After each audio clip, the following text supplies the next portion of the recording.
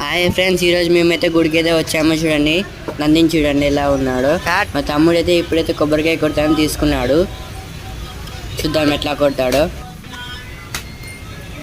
చాలా ట్రై చేస్తున్నాడు, తాకినట్టుంది. నందికి ఎదురుగా అయితే నందీశ్వరుడైతే ఉన్నాడు. నందీశ్వరుడినే అర్ధనారీశ్వరుడు అని కూడా అంటారు.